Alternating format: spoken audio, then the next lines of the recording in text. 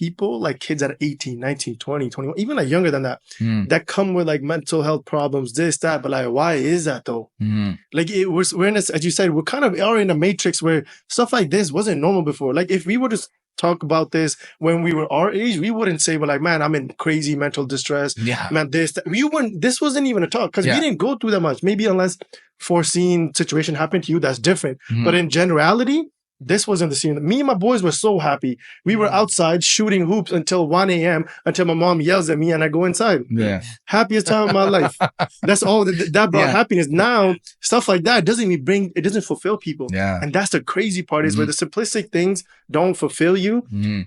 There's something inside you that's broken, and the system that's being implemented is breaking people at such a young age. And that's why people are coming into relationships, committing suicide at a younger age than ever. There's a reason why all this is happening, and it's not just because everything's coming to a light. Like, oh, you can't do this, can't do that. People like want to be like, everybody wants to be woke. Like, no, it's this, that. Like, no, it's bullshit. You know what it is, man? Honestly, and like it's the thing. So everyone's looking for external things for happiness and external things to make them happy. And they're like, oh, if I get this new job, I'll be happy. Oh, when I get this like promotion, I'll be happy. If I make more money, I'll be happy, right? But there's sort of an unlimited number of problems, right? And you can't solve them all. There'll always be more, right? But it's like when you turn inside and look inside and start fixing yourself and healing yourself, that's something you can do. And then you can raise yourself up to a level and you become happy. There's a TED talk on this guy. His name's Sean Archer. It's called The Science of Happiness.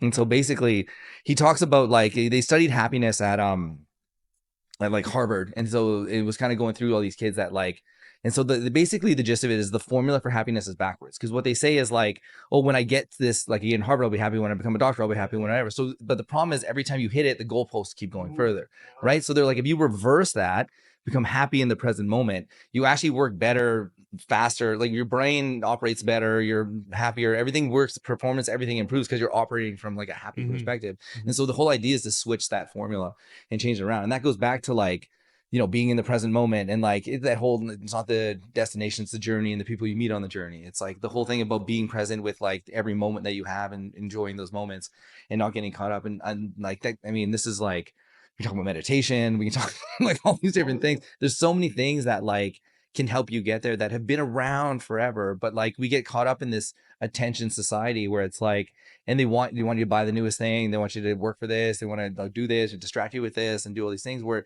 at the end of the day you're seeing more and more people that are trying to unplug and get closer to nature and go be with themselves and be alone and be like present. And that's where like searching outside, everyone says it, right? Everything you search outside for stuff, it's inside for you always. There's something inside your soul that's missing and you need to find it and feel where that is. And you know, like spiritually, that's one of the things that I feel like people are broken now. Like you hear so many people coming out these days, they're like, I'm an atheist.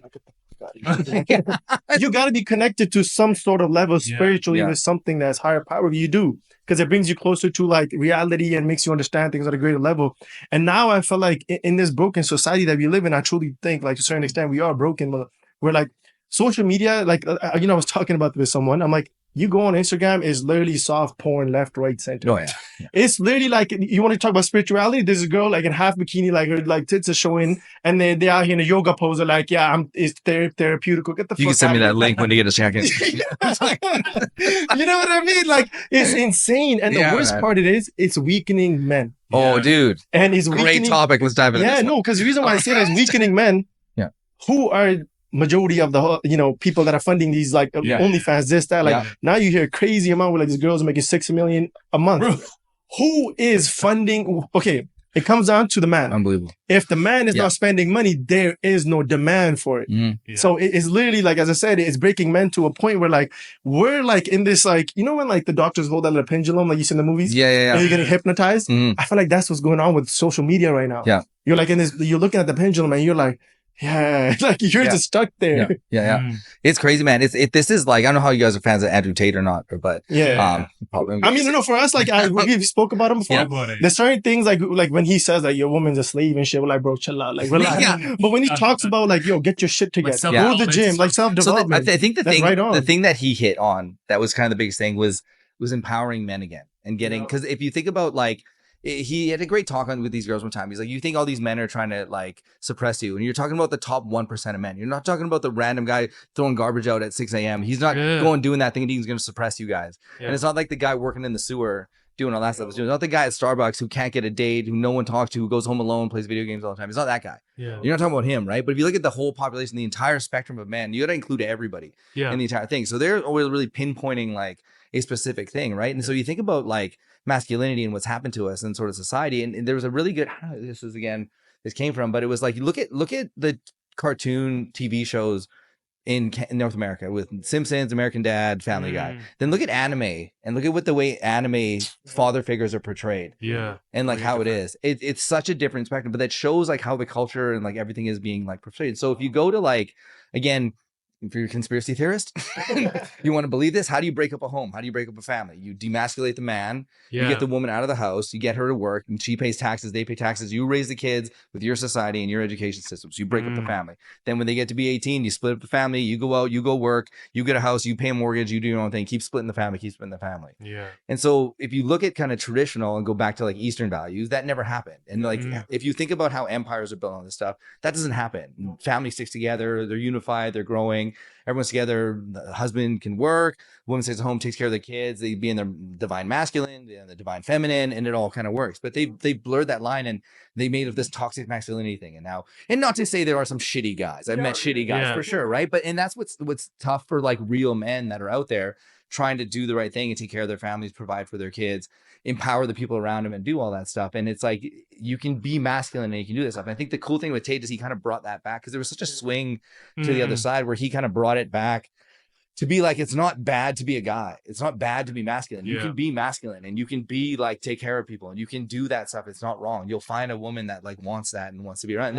And there's actually like a surprisingly huge number of women that want that and that expect that. And they want to be like, they want to take care of kids. They want to raise kids. They want to be a family. They want to nurture and like take care of things. And I think that's the thing with society with this and the like the weak men stuff that we're seeing. It's like society has like blinded us and like put us in all these like fantasies in your head of like what you're gonna have for that stuff. And so it's really interesting. I'd say probably what like last 5-10 years you're seeing more and more this has been changing. We're kind of seeing this revival finally. And it's great to see though too, like because you know, as much as like we spoke both aspect of Andrew Tate, I'm like, yo, like the shit that he's saying is real. I'm like, as men, we're allowing this behavior to continue. Like we make this stuff acceptable, and because he said this one thing, he's like, I'm not blaming that girl that started OnlyFans. He's like, because it's the motherfucking men that doing it. They're the one who's paying for it. If we don't pay for it, they don't have a business. So how can you sit there and blame the woman when we're the one advocating for this stuff and funding it pretty much? Oh, for sure. He's like, get the fuck out of your room. Go work out. Get your shit together. Build a business. There's nothing wrong with that. But then as you said, it's like, oh no, he's being toxic. Think about his mental health. Get the fuck out of here. You will improve as you get out in the real world 100%. And see what's out there. Yeah. And I think that's the thing, like with my kids and everything, I'm like, stay away from the distractions, stay focused. Like they get away with the noise, get the noise out of there. Like stay focused. You're going to get distracted. They're going to try to take you up.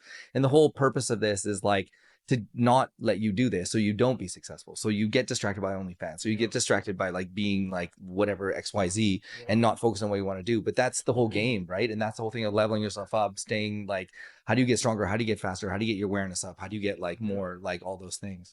It's so true. Like, cause you know, like whatever. How do we care? We get canceled for this? I don't care. I don't care, man. Am I on the cancel podcast? You know what's so crazy? Like in our community, bro. Like now, most season, you maybe have seen it. Amount of like people, like especially the girls, like this sing. They just fucking look at a video, like sexualize the shit out of it.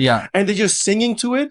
And you'll go on the thing. It's like, bro, it's like 200K likes, 1 million likes. And I'm looking at my like, okay, my podcast clip, I think this is informative.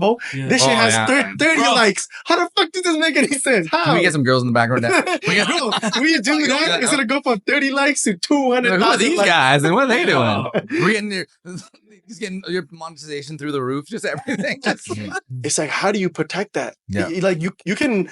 Okay, 8 hours of the day when he's at school, you can't control that. You don't know what the other girl's saying to be like, hey, your dad said that. That's kind of fucked up. Like you don't know what kind of brainwashing goes behind the scenes. Sure. As a dad, right, and having a daughter, because you hear all these stories of these guys going into the women's change room with kids. That's scary. And it's like it's scary now, right? And it's like I get everyone wants the freedom to be respected, but there's got to be limits to this and like protection of like certain like visible like minorities and the people that are vulnerable, right? And it's just too much. I think especially at a young age, like having schools like junior highs and high schools, you're putting man, I use this analogy, I say this all the time, right? It'd be like the same thing if I was like, hey man, let's go ahead and make all the Boston pizzas halal, no more pork. Hey, we're gonna cut that all. You guys all cool with that, right? Oh, better watch out, right? And it's like, let's just go ahead and let's Muslim takeover. We're doing like Sharia law in Canada. You guys are cool with that, right? It's like, no, you can go into the school and talk about like all the like trans, like whatever. It's like, dude, that's your stuff. Keep it at home. You keep it at home. I keep my religious stuff at home with my kids. I'm not forcing you guys not to eat pork. I'm not forcing anything on you guys. But it's like, it's the thing, man. It's like school's meant to teach your kids, like to get them ready and like educate and work and get ready. So math, science, like English. Yeah, let them learn that stuff. That's what's important. All that other stuff, sure, man. The extracurricular stuff. You guys had Sunday school probably. You had like cultural school, right? Put them in your cultural school, man. But it's like, how do you balance between the two? Because then it's just like, your kids go to school. Yeah. They're out of your control. They're being taught about transgender, all this shit. Yeah. And then it's just like, you come home and they start questioning. No, I don't give a shit anymore. Yeah, we have to bleep that one out. We'll start another podcast. But at the same time, it's just like, bro, like it's something out of your control. Yeah. But then they come home and then they get curious. Well, this goes back to what we were talking about before with the masculine and feminine, right? And so in an ideal world, in an ideal situation, no matter what environment you're in, if you can have like a masculine and feminine energy in your house, and the mom in the house is like controlling the house and nurturing the kids and doing that, the kids are gonna look up to the parents. So as a dad, you're the example for your kids of what the world's gonna be like and how hard it's gonna be. Mom's loving, teach the kids love, teach all that. You're the one that's preparing your kids for like how fucked up this is about to be. I remember I had a friend who was like, man, he's like, I think I'm being too nice to my kids. I don't know what to do. I'm like, you better fuck them kids up. I'm like, either you do it or they're going to do it. You better be you doing it and like light them up. I'm like, what are you waiting for, man? Get them ready. I'm like, it's not nice out there, man. Yeah. It's like if you coddle your kids too much and you protect them, as soon as they get on the real world, at some point it's going to happen. At some point you're not going to be there. And it's like, they got to be kind of ready for that. And that's where like, it's shitty to say that, but that's just what it is. And I think as a man and as like a protector and leader, it's like the whole thing of being like, loving and protecting all that stuff.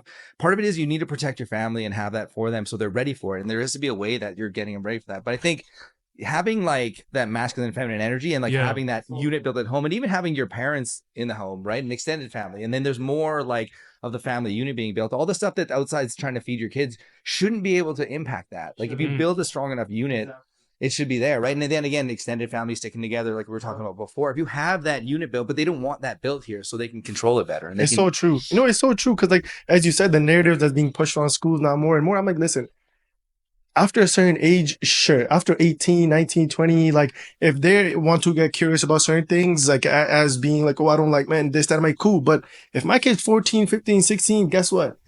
I have, the responsibility of leading my kid the right way. Mm-hmm. And then, then you get this pushback. You're like, oh, but what is normal? Guess what? History is normal. Yeah. Like a man and a woman, like that's how you should portray. But now in grade 3, grade 4, grade 5, you're treating like, hey, this is okay.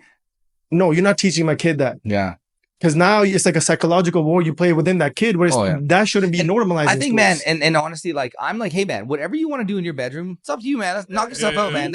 Do you, man. Yeah. Do you. And like, just don't make me do you. And like, let me do me. All right. Like, I'm going to do me. You do you. You have the freedom to do you. I have the freedom to do me. You don't need, like, I don't need to be going into your house and like teaching your kids all my religious beliefs and everything I believe. And like, I don't need to do that. You do you with your kids and I do me with my kids. And then, like you said, give them the knowledge, give them this thing. When they hit 18, pray that you give them enough cognitive thinking that they can make these decisions, and then they're on their own, man. And then they're going to make their choices and decisions.